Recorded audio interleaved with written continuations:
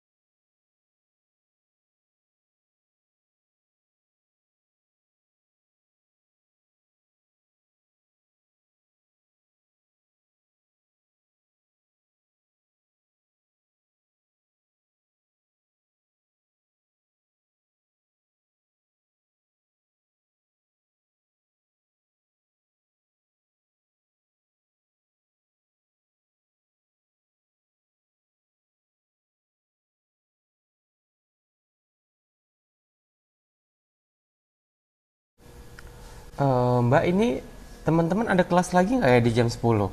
Maaf banget nih, saya lupa tadi ada kegiatan soalnya di sini. Apakah ada mata kuliah lagi setelah saya? Nggak ada, Pak. Oh, nggak ada, oke. Ini kita nggak lama-lama kok. Nanti ini saya buka absen online-nya dulu, silahkan absen terlebih dahulu. Tapi ini saya setting jadwalnya jam 10, 11, 11, 12 ya. Jadi nanti silahkan boleh dicek dulu. Sebentar.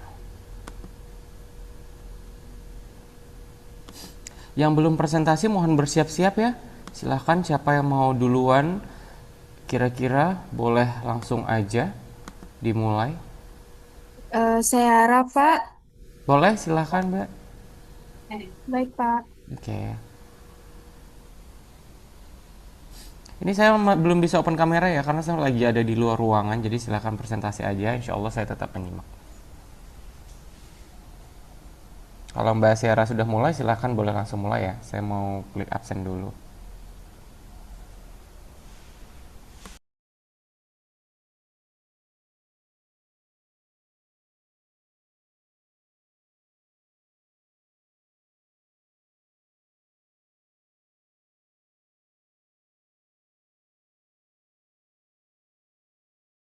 Baru masuk itu kata orang Kepri itu.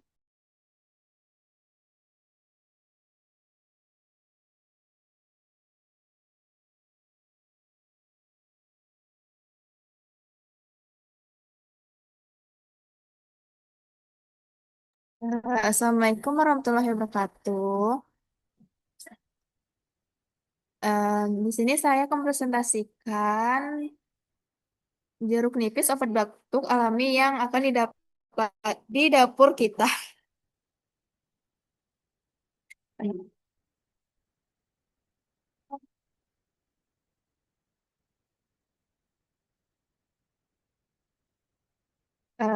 Apa itu batuk? Batuk adalah cara tubuh membersihkan saluran napas dari debu, lendir, atau kuman. Batuk akut berlangsung kurang lebih 3 minggu, biasanya karena flu atau pilek.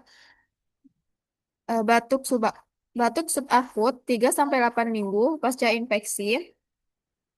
batuk kronis, lebih dari 8 minggu, harus segera periksa ke dokter.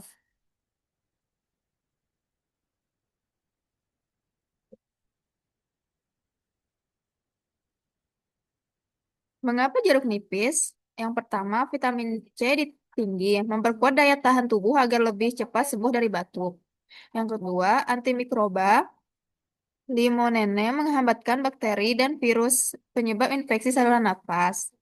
Yang ketiga, antiinflamasi. Kandungan flavonoid meredakan peradangan dan iritasi tenggorokan. Yang keempat, melunakkan dahak. Asam sitrat mengencerkan lendir sehingga lebih mudah dikeluarkan. Selanjutnya ada cara membuat ramuan jeruk nipis. Bahan-bahannya, satu jeruk nipis, 1 sendok makan madu murni, air hangat 100 ml, dan sedikit garam. Itu opsional. Cara membuatnya, yang pertama, peras jeruk nipis, ambil air perasnya. Yang kedua, campur dengan madu dan air hangat. Yang ketiga, aduk rata hingga larut sempurna. Yang keempat, minum selagi hangat 2 sampai 3 kali sehari. Tipsnya, untuk bayi di bawah 1 tahun, jangan gunakan madu. Ganti dengan air gula atau gula aren. Selanjutnya, aturan pakai dan dosis yang tepat. Untuk bayi 6 sampai 12 bulan, seteng- 1/2 sendok teh peras jeruk nipis dan gula aren 1 sampai 2 kali sehari. Untuk anak 1 sampai 12 tahun, 1 sendok teh perasan plus madu 2 kali sehari pagi dan malam. Untuk remaja dan dewasa, perasan setengah jeruk nipis plus madu 3 kali sehari setelah makan. Untuk lansia sama dengan dewasa boleh ditambahkan jahe hangat. Selanjutnya, hentikan pemakaian dan segera ke dokter jika batuk tidak membaik selama 7 hari. Fakta atau mitos? Untuk mitos, jeruk nipis bikin batuk makin parah karena asam. Faktanya, salah. Asam sitrat justru membantu mengencerkan dahak dan meredakan iritasi. Mitos, mitos jeruk nipis hanya untuk orang dewasa, tidak untuk anak-anak. Faktanya, salah. Aman untuk anak-anak lebih dari 6 bulan dengan dosis yang tepat.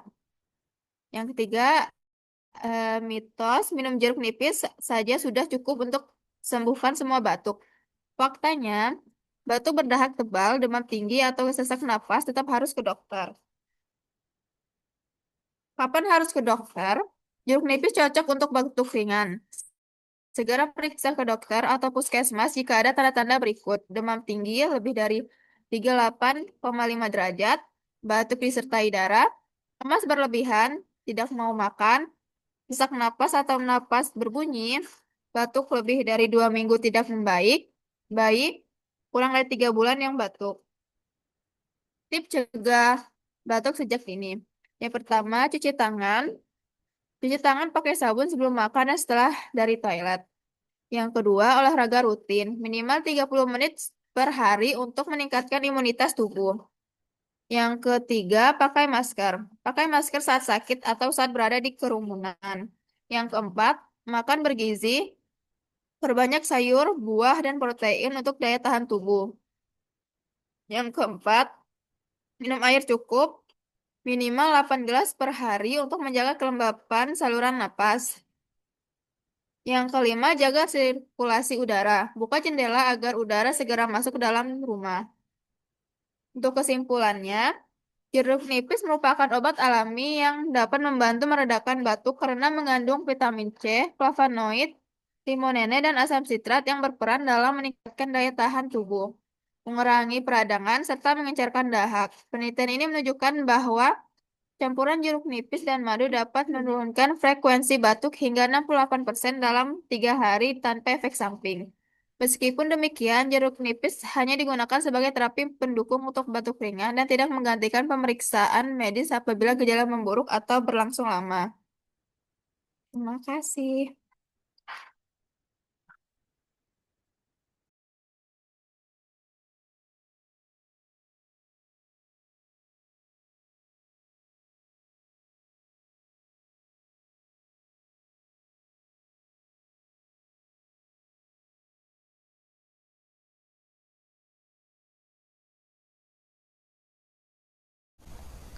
Oke, baik. Boleh ke halaman pertama, Mbak?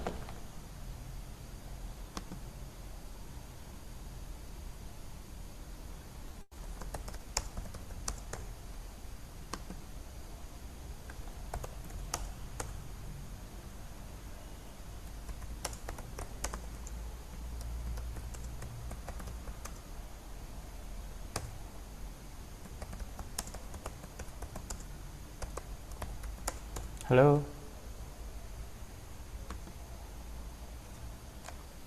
Apakah suara saya terdengar ya? Suara saya terdengar apa tidak? Ada yang bisa bantu respon? Terdengar, Bapak. Oke, siap. Silakan teman-teman boleh absen terlebih dahulu untuk absen pertamanya. Nanti absen keduanya silakan di jam 11. Oke, next slide.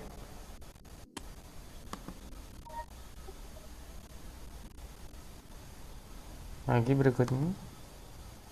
Hmm.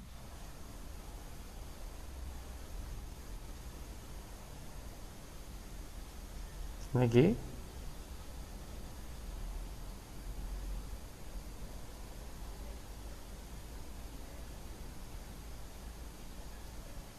Ini masih halaman pertama ya.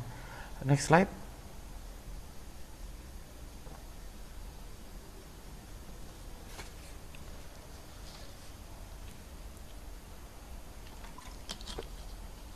Izin Bapak, sepertinya laptopnya nge-lag, Pak. Oh ya udah. Oke deh kalau gitu kita lanjut aja ke presentasi berikutnya. Siapa yang mau lagi? Silakan. Boleh gercep yang merasa belum teman-teman.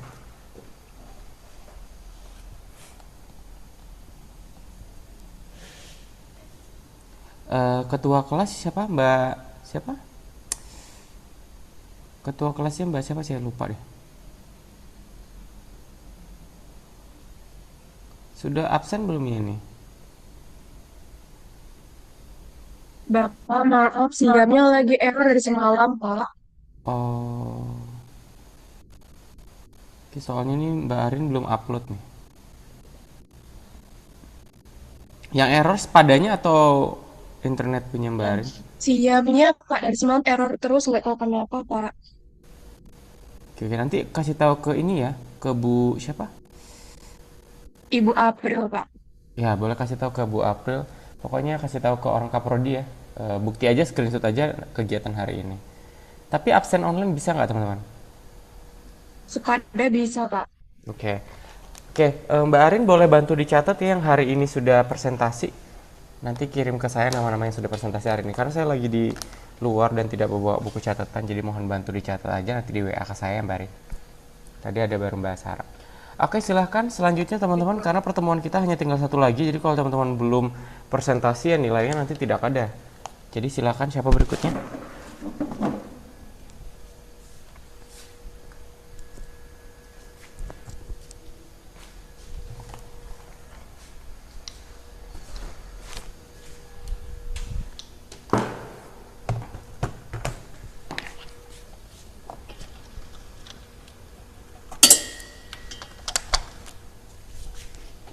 Tidak ada yang mau presentasi? Kalau tidak ada berarti nilainya saya kosongkan ini. Bapak Eka bisa, Pak, tapi tunggu sebentar, Pak, baru ngidupin laptop soalnya, Pak. Mbak Eka, oke. Selain Mbak Eka ada lagi yang merasa belum dan mau presentasi? Karena minggu pertemuan berikutnya saya akan ngasih materi soalnya. Pak, habis Eka, Mutia, Pak. Oke, setelah itu siapa lagi? Mbak Eka, Mbak Mutia, Ini, Pak. Mbak Iya, Feni. Pak. Oke, silahkan dipersiapkan ya. Habis Mbak Eka. Mbak Arin tolong dicatat ya. Sama bantu di screenshot halaman pertamanya. Baik, Pak. Biar saya ingat. Oke, thank you.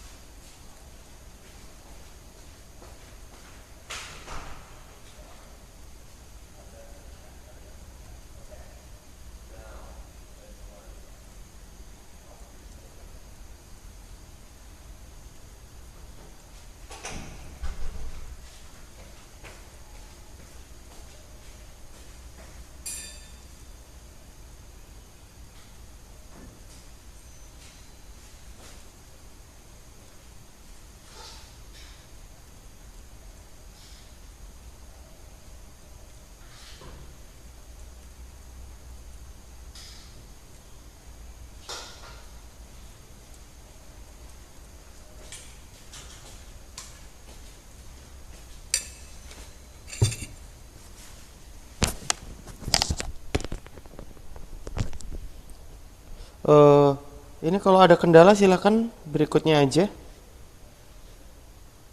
Siapa dulu? Mbak Alia ya? Mbak Alia gimana bisa?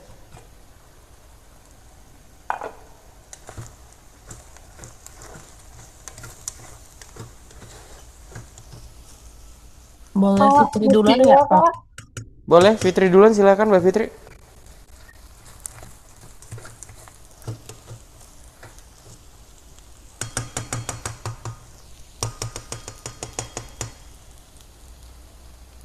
Oke, Mbak Fitri lagi di jalan tidak menyetir kan tapi lagi jadi penumpang toh? Lagi berhenti, Pak. Oke oke, hati-hati Mbak jangan sampai lagi nyetir ini pula. Ya, Assalamualaikum warahmatullahi wabarakatuh. Perkenalkan, nama saya Fitriana Agustin dengan NIM 2530016212224. Dengan dosen pengampu Bapak Elvaro Islami Mulyadi, SKM MKS. Baiklah, saya akan menjelaskan cara penggunaan dan penyimpanan obat sipositoria.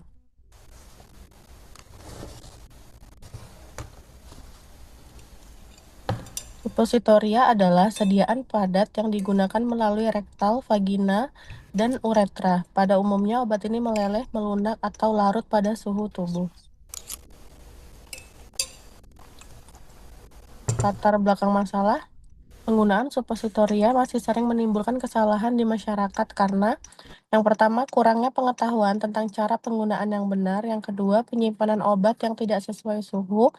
Yang ketiga, kurangnya edukasi mengenai obat suppositoria. Kemudian yang keempat, ada anggapan bahwa penggunaan suppositoria sulit dan tidak nyaman. Contoh kasusnya yaitu ada seorang ibu menyimpan suppositoria obat penurun demam anak di dalam mobil saat cuaca panas. Ketika akan digunakan, obat sudah meleleh dan bentuknya berubah. Fakta dan datanya adalah penelitian menunjukkan suppositoria mengalami penurunan stabilitas signifikan pada suhu ruang dibanding suhu chiller. Kandungan obat menjadi tidak stabil dan demam anak tidak kunjung turun. Penyimpanan yang benar adalah simpan di tempat sejuk, kedua hindari sinar matahari langsung, ketiga jauhkan dari jangkauan anak-anak. Yang keempat, menurut literatur suhu ideal penyimpanan suppositoria adalah 2-8 derajat Celcius.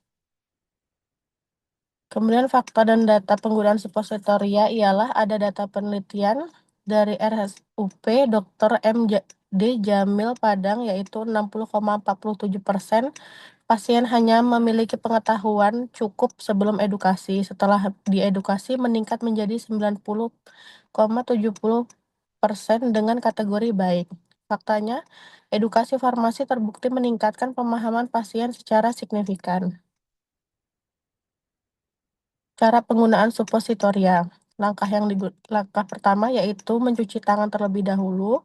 Kedua, buka kemasan obat. Ketiga, basahi suppositoria bila perlu. Keempat, posisikan tubuh miring. Kelima, masukkan perlahan ke dalam tubuh. Keenam, diamkan beberapa menit agar obat tidak keluar.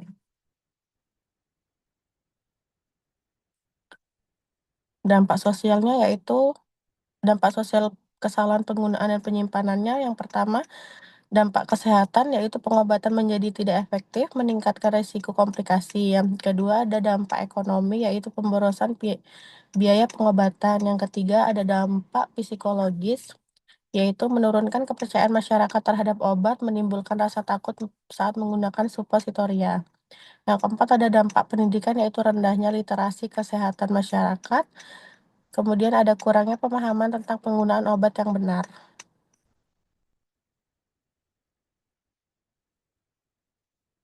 Kemudian, apa peran kita sebagai TTK? Yang pertama yaitu peran kita sebagai TTK harus bisa mengedukasi pasien dengan baik dan benar. Yang kedua, memberikan konseling yang sederhana, jelas, dan mudah dipahami oleh masyarakat. Yang ketiga, penggunaan obat yang benar dimulai dari pemahaman yang benar. Yang keempat, ada tenaga teknik kefarmasian bisa memberikan edukasi melalui leaflet atau media edukasi lainnya.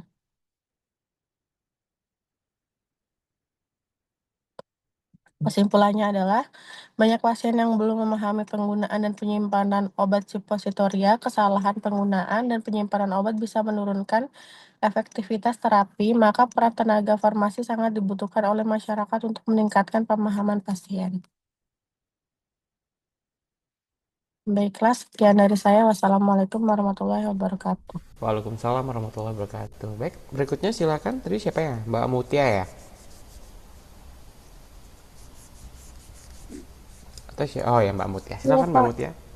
Bentar, Pak.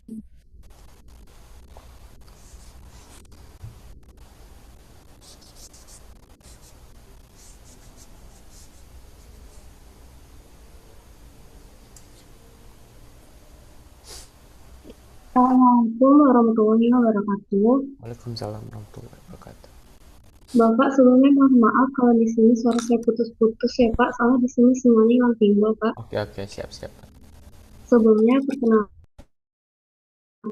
saya Mutia Kolbuniani. Di sini saya akan menjelaskan mengenai tentang dabu sibu. Dabu sibu yaitu singkatan dari dapatkan, gunakan, simpan, dan buang obat. Latar belakang masalah, dabu sibu merupakan program yang bertujuan untuk meningkatkan kesehatan masyarakat melalui pemberian layanan kesehatan yang dilakukan oleh profesional farmasi. Bentuk layanan kesehatan kepada masyarakat tersebut berupa kegiatan berkaitan dengan pemberian informasi obat. Semua warga negara memiliki hak atas layanan keadaan kesehatan yang memadai yang mencakup informasi tentang cara penggunaan obat yang tepat.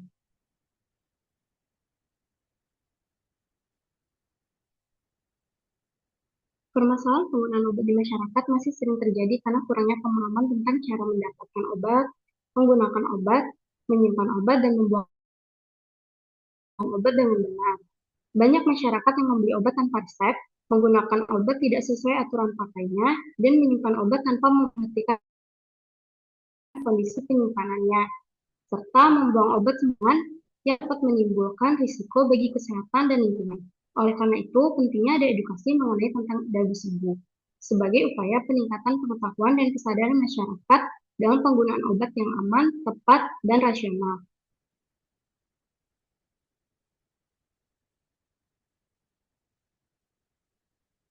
Fakta dan data dikutip dari jurnal Laude, Desa Puasana di Kecamatan Muramo, Kabupaten Konawe Selatan merupakan desa pesisir dengan fasilitas kesehatan terbatas dan minim penyuluhan obat karena jarak layanan kesehatan yang jauh. Kondisi ini mendorong dilakukannya sosialisasi dabu sibu oleh program studi farmasi Universitas Mandala Waluya untuk meningkatkan pengetahuan masyarakat tentang cara mendapatkan, menggunakan, menyimpan, dan membuang obat dengan benar. Kegiatan sosialisasi dabu sibu di desa ini dilaksanakan untuk memberikan edukasi kepada masyarakat mengenai dabu sibu. Setelah dilakukannya sosialisasi dabu sibu di desa ini, masyarakat menjadi lebih memahami cara mendapatkan, menggunakan, membuang obat dengan benar. Hal ini berdampak pada meningkatnya kesadaran masyarakat dalam penggunaan obat yang aman dan rasional, serta berkurangnya kebiasaan penggunaan obat yang tidak tepat.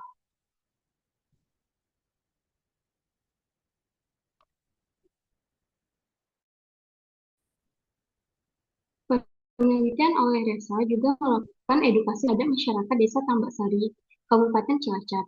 Menurutnya, masyarakat Desa Tambak Sari biasanya menyimpan obat untuk stok di rumah, kadang juga sampai kadaluarsa. Pihak yang tidak bertanggung jawab dapat memanfaatkan barang rusak atau kadaluarsa untuk dijual kembali.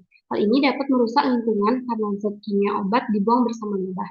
Permasalahan penggunaan obat dapat terjadi disebabkan kurangnya tingkat pemahaman penggunaan dan penanganan obat secara benar. Semua orang harus tahu tentang pengobatan. Dengan banyaknya masyarakat yang melakukan pengobatan sendiri atau swamedikasi dapat mengakibatkan risiko penggunaan obat yang tidak rasional, tidak yang baik.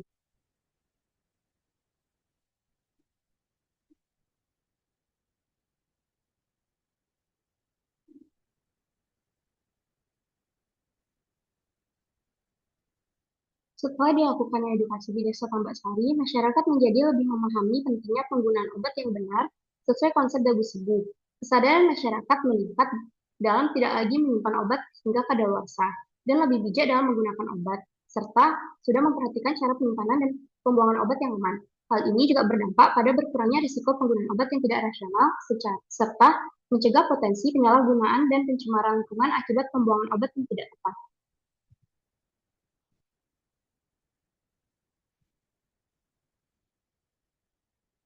Pentingnya dabu sibu. Dagu sibu yaitu dapatkan obat dengan benar, memastikan obat diperoleh dari tempat resmi seperti apotek, puskesmas, rumah sakit, klinik, toko obat berizin, sehingga terjamin keaslian dan mutunya serta menghindari obat palsu.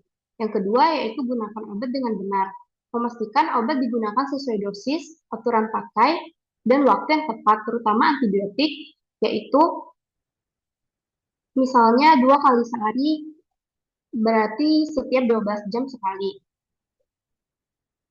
Agar terapi efektif dan meminimalkan resiko efek samping. Yang ketiga yaitu simpan obat dengan benar, menjaga kualitas dan stabilitas obat agar tetap ampuh sampai batas waktu penggunaan, serta menjauhkan obat dari jangkauan anak-anak untuk mencegah keracunan. Yang keempat yaitu buang obat dengan benar, mencegah penyalahgunaan obat rusak atau kadaluarsa dan melindungi lingkungan dari pencemaran limbah farmasi. Dampak sosial dagu sibu, sosialisasi dagu sibu berhasil meningkatkan pengetahuan masyarakat tentang cara pengelolaan obat yang benar. Ini mengubah pandangan masyarakat agar tidak meremehkan pengelolaan obat. Masyarakat menjadi lebih tanggap terhadap kesehatan, ditandai dengan pemahaman yang lebih baik tentang cara mendapatkan, menggunakan, menyimpan, dan membuang obat. Pengetahuan tentang dagu sibu membantu masyarakat mencegah terjadinya kesalahan dalam penggunaan obat yang berdampak positif pada keamanan penggunaan obat di tingkat rumah tangga. Dengan memahami dagu sibu, masyarakat lebih berdaya dalam mengelola obat-obatan secara mandiri, seperti memperhatikan tanggal kadaluarsa dan cara penyimpanan yang tepat, sebagaimana dijelaskan dalam penelitian mengenai konseling informasi dan edukasi. Dampak negatifnya terdapat potensi peningkatan penggunaan obat di masyarakat, terutama jika tidak dibarengi dengan edukasi rasionalitas penggunaan obat yang baik. Demikianlah yang dapat saya sampaikan, lebih dan kurangnya saya mohon maaf. Wassalamualaikum warahmatullahi wabarakatuh.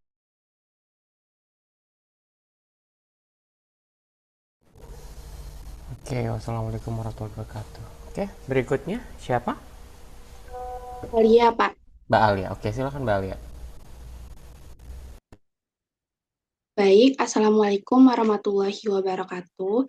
Selamat pagi semuanya. Yang saya hormati Bapak Elvaro Islami, Mulyadi SKM MKes, selaku dosen mata kuliah Keterampilan Komunikasi, serta teman-teman sekalian.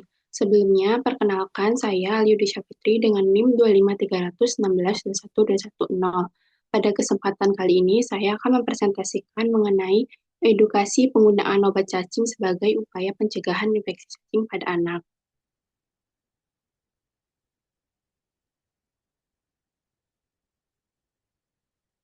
Baik, dimulai dari latar belakang, infeksi cacing masih menjadi masalah kesehatan pada anak, terutama di daerah dengan sanitasi yang kurang baik. Hal ini terjadi karena anak rentan terkena cacing karena sering bermain di tanah, tidak memakai alas kaki, dan kurang menjaga kebersihan tangan. Akibatnya, infeksi cacing dapat menyebabkan anemia, kurang gizi, gangguan pertumbuhan, serta menurunkan konsentrasi belajar. Oleh karena itu, pencegahan dapat dilakukan dengan menjaga kebersihan diri dan pemberian obat cacing secara berkala.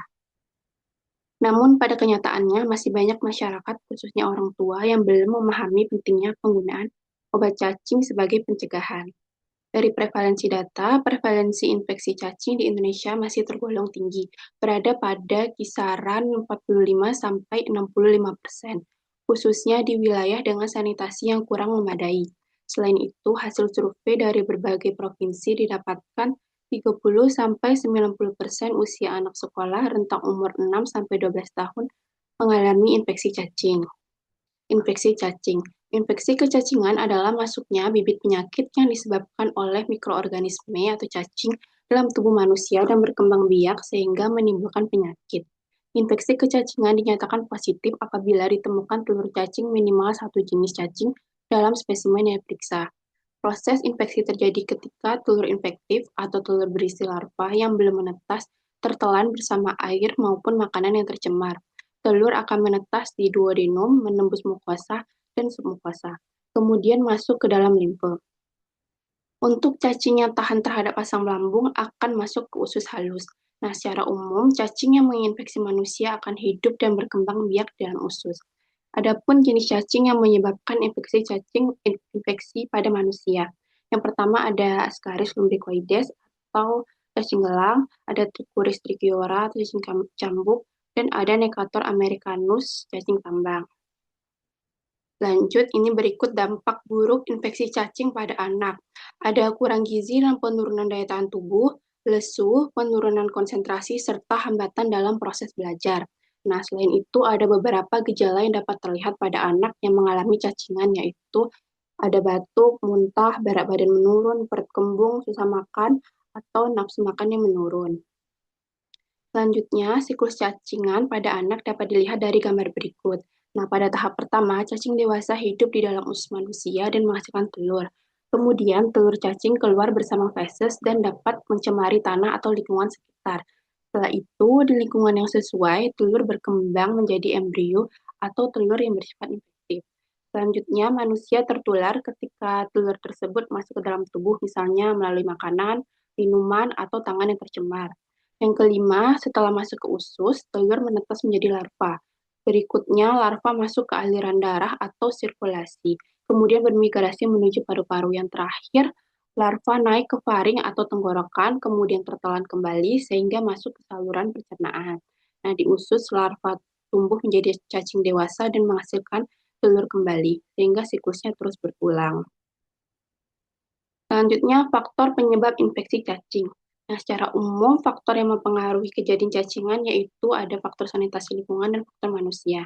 Nah, faktor pertamanya yaitu kebiasaan mencuci tangan. Kebiasaan mencuci tangan tidak menggunakan sabun dan air mengalir dapat menularkan telur atau larva cacing yang menempel di tangan. Faktor berikutnya adalah kebiasaan aktivitas tanah dan penggunaan alas kaki akan memudahkan larva cacing tambang masuk melalui kulit kaki karena salah satu cara penularan cacing tambang melalui perkutan. Selain itu, kebersihan kuku. Kuku yang kotor tersebut akan menjadi sarang bagi telur cacing, sehingga mempermudah telur cacing untuk masuk ke dalam tubuh. Faktor yang terakhir adalah sarana pembuangan air limbah atau spal. Spal yang tidak dikelola dengan baik, maka limbah akan menyebar di lingkungan sekitar dan menyebabkan tanah menjadi basah dan lembab yang dapat mengandung mikroorganisme patogen.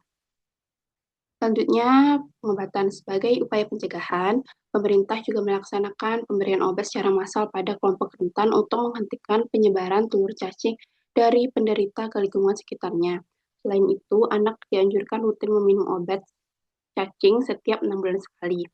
Ada beberapa jenis obat cacing atau disebut anti-anthelmintik yang umum digunakan. Yang pertama adalah albendazole, yaitu salah satu obat anthelmintik spektrum luas dengan efek larvasidal dan ovisidal yang dimilikinya untuk pengobatan infeksi cacing kremi dan cacing tambang.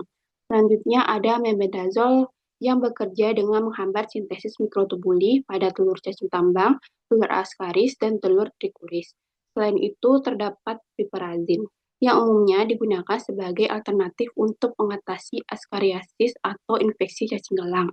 Yang terakhir ada pirantel pemuat yang juga merupakan anthelmintik yang berspektrum luas yang sangat efektif untuk cacing kremi, askariasis, dan infeksi Trichostrongylus orientalis. Baik, sekian presentasi dari saya. Terima kasih atas perhatiannya. Saya akhiri. Wassalamualaikum warahmatullahi wabarakatuh. Waalaikumsalam warahmatullahi wabarakatuh. Baik, selanjutnya silakan siapa lagi? Eka, Pak. Eka, silakan Mbak Eka.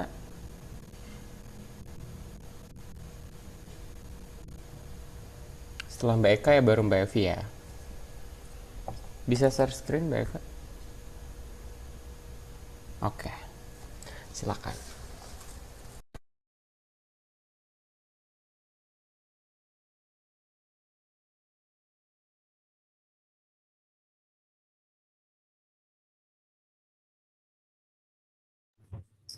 Baiklah, Assalamualaikum warahmatullahi wabarakatuh.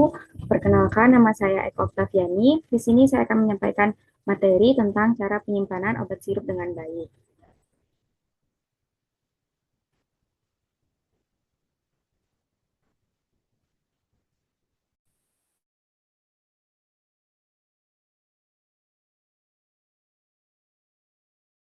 Bapak, sebentar ya Pak, kayaknya agak nge-lag Pak.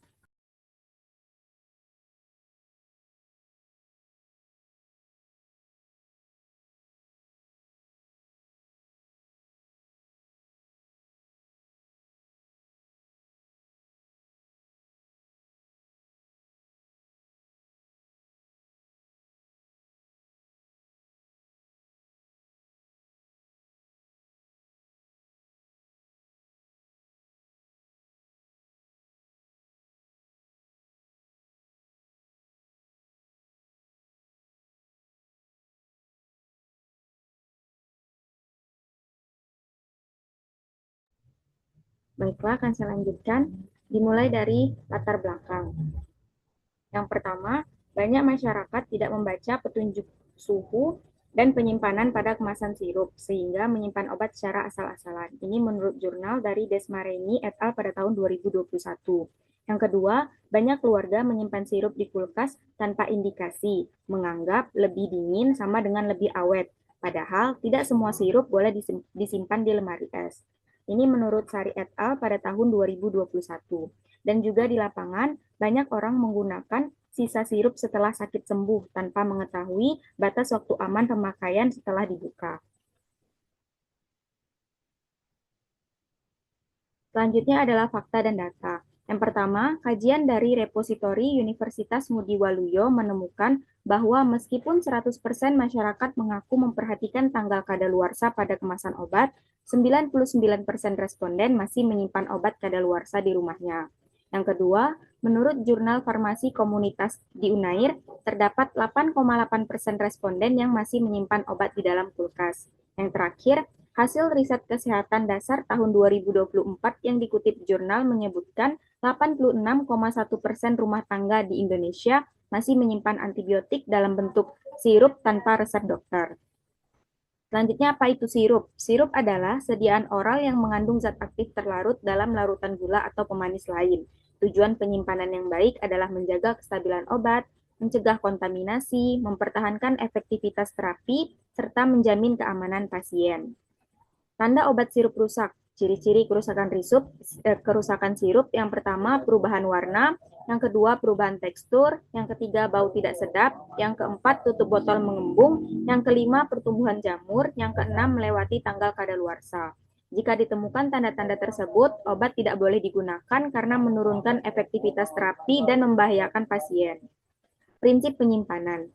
Hal yang perlu diperhatikan dalam penyimpanan obat sirup adalah yang pertama suhu penyimpanan yang sesuai, yang kedua kelembapan ruangan, yang ketiga terhindar dari cahaya langsung, yang keempat kebersihan tempat penyimpanan, yang kelima tutup botol harus rapat, serta memperhatikan tanggal kadaluarsanya. Selanjutnya ada BUD obat sirup. BUD atau Beyond Use Date adalah batas waktu penggunaan produk obat setelah diracik atau setelah kemasan primer tersebut dibuka. Yang pertama ada sirup kering. Sirup kering yang harus dilarutkan terlebih dahulu dengan air atau direkonstruksi, umumnya hanya bertahan selama 7-14 hari. Seperti contohnya di sini ada Berlimok yang mengandung amoksilin. Yang kedua ada sirup biasa. Ya, biasanya hanya bertahan 3 bulan sejak botol dibuka pertama kalinya. Di sini saya mengambil contoh yakni Sunmol sirup. Yang terakhir ada cara membuang obat sirup.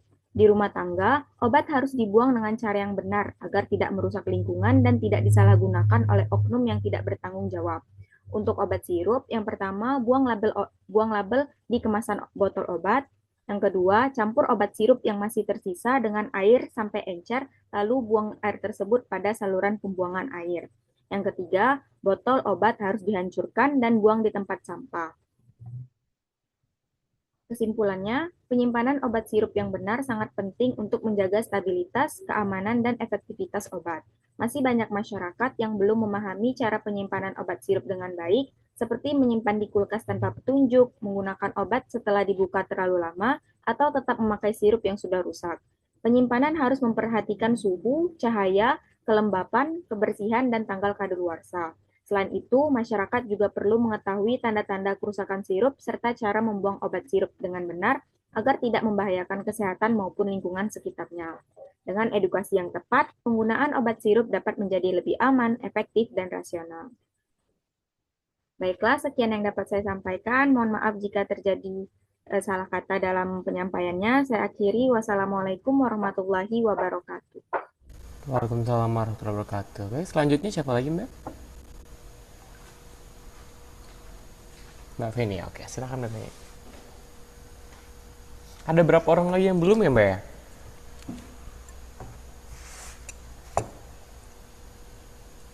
Ada berapa orang lagi yang belum? Karena minggu depan saya pertemuan udah nggak bisa presentasi lagi karena saya mau ngasih kisi-kisi dan lain-lain. Apakah masih ada yang belum?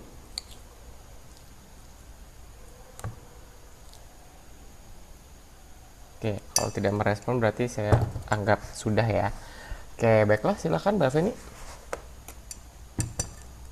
Baik, Assalamualaikum warahmatullahi wabarakatuh. Perkenalkan, nama saya Feni Akmalia Alda dengan NIM 25316212330. Di sini saya akan mempresentasikan materi tentang penggolongan obat tradisional di Indonesia.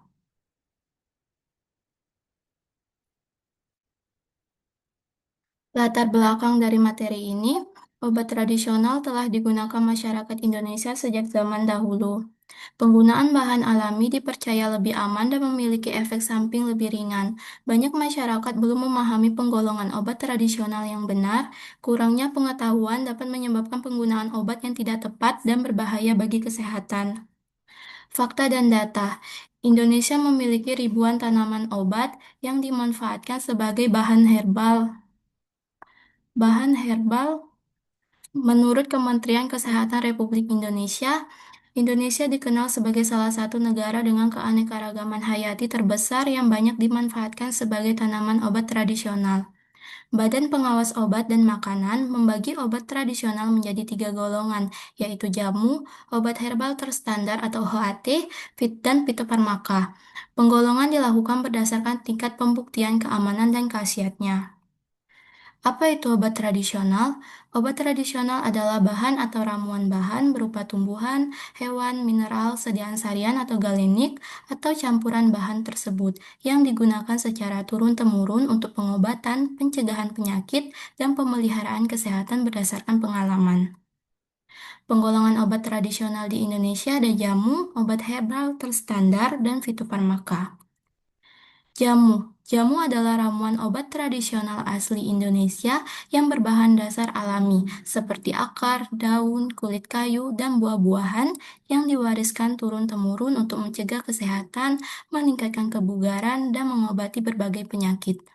Contoh obat golongan jambu yaitu Contoh obat golongan jamu yaitu Ambeven, kapsul untuk membantu meringankan gejala wasir, kemudian kurkuma VCT, tablet untuk memelihara kesehatan fungsi hati, dan ada lasing yaitu kapsul untuk melancarkan buang air besar. Untuk obat herbal terstandar atau OHT, yaitu sediaan obat berbahan alam, tanaman, hewan, atau mineral yang telah terbukti aman dan berkhasiat secara ilmiah melalui uji praklinik pada hewan percobaan, serta bahan bakunya telah distandarisasi. Contoh obat golongan OHT yaitu ada lelap yang membantu meringankan gangguan tidur, kemudian ada diapet, membantu menurunkan frekuensi BAB, dan ada tolak angin yang membantu meringankan gejala masuk angin. Kemudian ada fitofarmaka. Fitofarmaka adalah obat tradisional Indonesia yang berasal dari bahan alam, tumbuhan, hewan, mineral, dan telah terbukti ilmiah keamanan serta khasiatnya melalui uji praklinik hewan dan uji klinik manusia. Contoh obat golongan fitofarmaka yaitu ada Stimuno yang membantu merangsang dan mengaktifkan sistem kekebalan tubuh, kemudian ada Diabetadex yang menurunkan kadar gula darah. Untuk logo obat jamu yaitu logonya berupa ranting daun yang terletak dalam lingkaran. Kemudian untuk obat herbal terstandar yaitu jari-jari daun sebanyak 3 pasang terletak dalam lingkaran. Untuk fitofarmaka logonya berupa jari-jari daun yang kemudian membentuk bintang terletak dalam lingkaran. Kesimpulannya, obat tradisional di Indonesia memiliki peran penting dalam menjaga kesehatan masyarakat dan telah digunakan secara turun-temurun. Berdasarkan tingkat keamanan dan pembuktian khasiatnya, BPOM menggolongkan obat tradisional menjadi 3 jenis, yaitu jamu, obat herbal terstandar atau OHT, dan fitofarmaka. Setiap golongan memiliki perbedaan dalam proses pengujian dan standar produksinya. Dengan memahami penggolongan obat tradisional, masyarakat diharapkan dapat menggunakan obat herbal secara lebih aman, tepat, dan bijak, sehingga manfaatnya bagi kesehatan dapat diperoleh secara optimal. Baiklah, itulah tadi hasil pemaparan dari saya. Mohon maaf jika ada kesalahan serta kekurangan. Saya akhiri dengan wassalamualaikum warahmatullahi wabarakatuh. Waalaikumsalam warahmatullahi wabarakatuh. Oke, ada lagi? Saya masih memberikan kesempatan. Jika tidak ada, minggu depan sepertinya sudah tidak bisa karena mau ada kuliah. Ada? Isma, silakan Mbak Isma.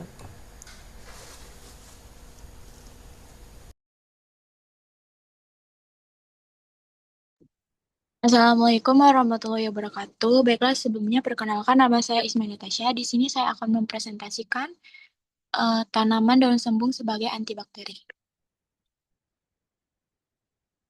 Latar belakang, ancaman bakteri patogen, resistensi antibiotik menjadi ancaman global yang semakin serius. Propionibacterium agnes menyebabkan jerawat dan infeksi kulit. Streptococcus mutan dan S. sobrinus merupakan bakteri penyebab utama karies gigi yang memengaruhi jutaan orang. Obat sintetik berbasis kimia menimbulkan efek samping dan risiko resistensi yang harus meningkat. Potensi tanaman obat lokal. Indonesia memiliki kekayaan hayati yang luar biasa sebagai sumber bahan obat alami. Tumbuhan sembung telah digunakan secara tradisional oleh masyarakat Kalimantan Timur untuk mengobati demam dan diare. Tumbuhan ini mengandung senyawa aktif minyak atsiri, flavonol, tanin, dan kamfer yang berpotensi sebagai antibakteri alami. Fakta dan data penelitian. Dari pelarut N-heksan terdapat P. agnesnya 10 mm, S. mutan 10 mm, S. sobrinus 9 mm dengan kategori sedang. Dengan pelarut etil asetat, kategorinya kuat. Pelarut etanol dengan kategori kuat. Mekanisme kerja antibakteri, bagaimana daun sembung menghambat pertumbuhan bakteri? Yang pertama, interaksi dengan dinding sel, flavonoid dan tanin berinteraksi langsung dengan dinding sel bakteri, merusak permeabilitas membran sehingga sel mengalami kebocoran isi. Yang kedua, penghambatan sintesis protein. Senyawa terpenoid terakumulasi di dalam sel bakteri dan mengubah komposisi penyusun sel, menghambat sintesis protein yang vital. Yang ketiga, kerusakan membran lipid. Steroid merusak membran lipid sehingga liposom mengalami kebocoran, menyebabkan kematian sel bakteri secara langsung. Yang keempat, inhibisi enzim mikroba. Tanin menginduksi pembentukan kompleks ikatan terhadap enzim atau substrat mikroba sehingga proses metabolisme bakteri terganggu.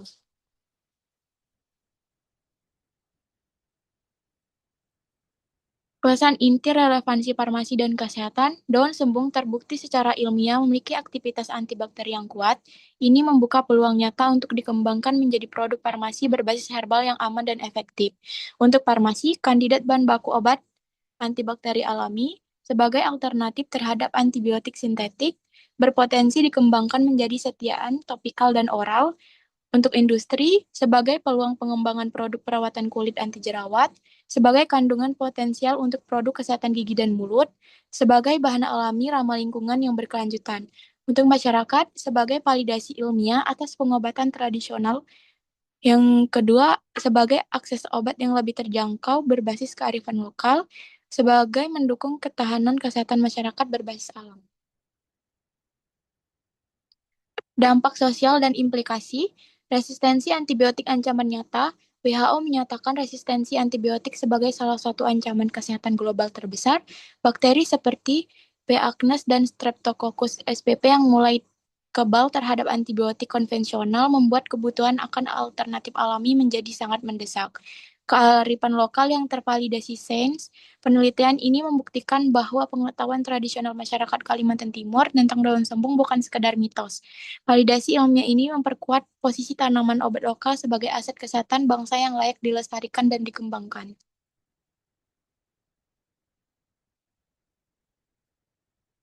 Sekian presentasi dari saya akhiri. Wassalamualaikum warahmatullahi wabarakatuh.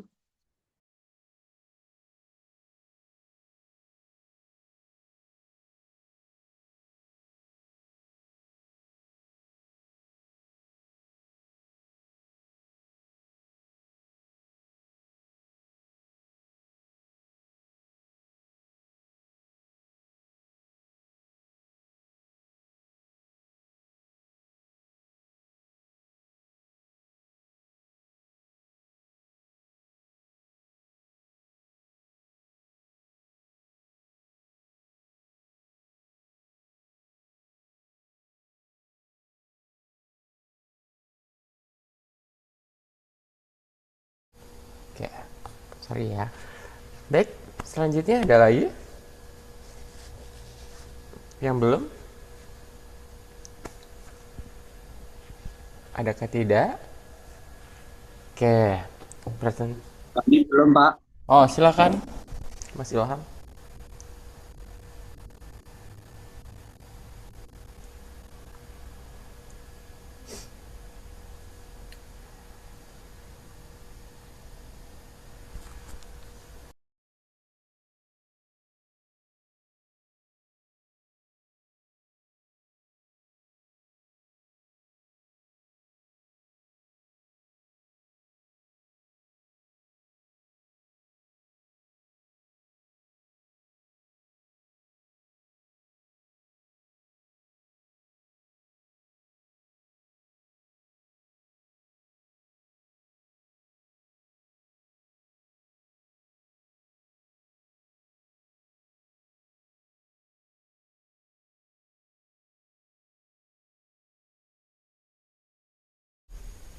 Selain Mas Ilham ada lagi yang belum nggak ya?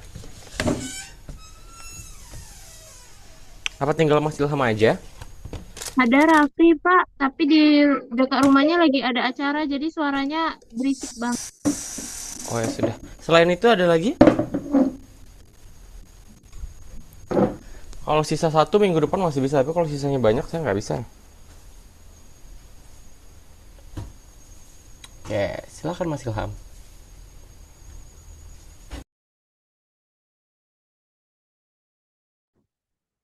Baik, Assalamualaikum warahmatullahi wabarakatuh. Kenalkan, nama saya Muhammad Lam Fauzi, NIM saya 25300 1621 214. Baik, di sini saya akan mempresentasikan tentang pahami obat radang. Yang pertama yaitu obat radang atau inflamasi adalah salah satu obat yang paling sering dibeli tanpa resep dokter di Indonesia. Banyak masyarakat menggunakan obat radang tanpa memahami jenis, dosis, dan efek sampingnya. Penggunaan yang salah dapat membahayakan lambung, ginjal, dan organ vital lainnya. Apa itu obat radang?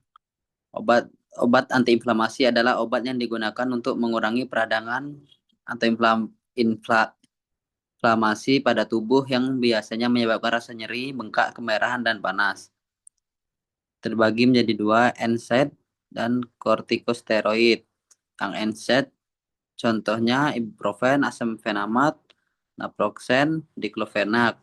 Yang kortikosteroid contohnya yaitu dexamethasone, prednison, dan metilprednisolon. Fakta dan data. 63% masyarakat Indonesia beli obat tanpa resep dokter. Yang pertama, ibuprofen adalah NSAID yang paling banyak digunakan. 30%-nya menggunakan NSAID mengalami gangguan lambung ringan. WHO, cara kerja dan efek samping. Cara kerja yang pertama menghambat enzim COX-1 dan COX-2 yang memicu peradangan. Yang kedua, mengurangi produksi prostaglandin penyebab nyeri dan demam. Yang ketiga, menurunkan bengkak dan kemerahan di area yang meradang. Efek samping yang mungkin terjadi pada lambung yaitu mual, perih, tukak lambung. Pada ginjal, gangguan fungsi ginjal jika dipakai lama. Pada jantung, resiko tekanan darah naik, alergi, ruam kulit, sesak napas atau jarang. Obat radang yang sering digunakan yaitu ibuprofen. Penggunaannya nyeri ringan, sedang, demam, radang sendi. Asam fenamat, nyeri haid, sakit gigi, nyeri otot. Diclofenac, radang sendi, cedera olahraga. Naproxen, artritis, nyeri punggung. Dampak sosial penggunaan yang salah. Dampak pada individu yang pertama ketergantungan pada obat penghilang nyeri. Yang kedua kerusakan lambung, tukak atau mah kronis. Yang ketiga gagal ginjal akibat penggunaan jangka panjang. Yang terakhir efek samping tersembunyi yang terlambat terdeteksi. Dampak pada masyarakat yang pertama beban biaya kesehatan meningkat drastis. Yang kedua meningkatnya kasus resistensi obat.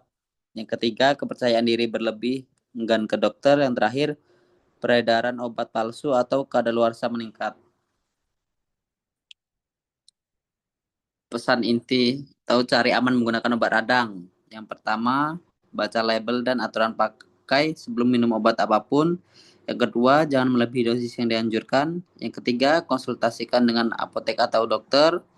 Yang keempat, hindari pemakaian lebih dari 7 hari tanpa saran dokter. Yang kelima, minum obat setelah makan untuk lindungi lambung. Yang keenam, simpan obat di tempat kering dan jauh dari anak-anak. Selanjutnya, kapan kamu harus ke dokter? Yang pertama, mual atau muntah parah. Setelah minum obat radang, segera hentikan dan temui dokter. Kedua, tidak membaik dalam 3 hari. Jika gejala radang tidak berkurang setelah 3 hari penggunaan. Yang ketiga, tinja berwarna hitam atau merah. Bisa tanda perdarahan lambung, kondisi darurat medis. Yang keempat, nyeri dada atau sesak napas. Dapat merupakan efek samping serius yang harus ditangani. Yang kelima, radang berulang terus-menerus. Perlu investigasi penyebab utama, bukan hanya mengobati gejala. Baik, sekian, terima kasih. Oke, baik Mas Ilham. Ada lagi Mbak Mas yang belum? Sebelum kita tutup? Sudah semua? Oke, baik. Kalau di sistem nanti boleh Mbak Arin cek lagi ya. Kalau di sistem itu saya tinggal Mbak Ratih ya, sorry. Di sistem itu saya sudah pertemuannya itu ke-13, tapi nanti coba cross check lagi apakah kita masih berapa kali pertemuan lagi untuk memastikan seperti itu ya. Jadi pertemuan berikutnya saya lebih ke UAS aja sih sebenarnya, sama ada beberapa materi mungkin yang belum tersampaikan. Gitu ya Mbak ya. Mbak, kalau misalnya minggu depan saya juga agak ini karena saya sekarang lagi tidak di Jambi, saya lagi di Thailand, saya lagi ini studi saya. Jadi sepertinya Sabtu tuh saya kadang-kadang suka ada kegiatan. Jadi kalau misalnya nanti nggak diingatkan, maksudnya kalau jam 8 saya masih belum masuk minggu depan, tolong di telepon aja ya Mbak, nggak usah di chat karena saya nggak baca kayaknya deh. Maaf ya. Oke. Makasih ya semuanya. Kurang lebihnya wassalamualaikum warahmatullahi wabarakatuh. Waalaikumsalam warahmatullahi wabarakatuh. Makasih, Makasih, Mas. Pak. Ya.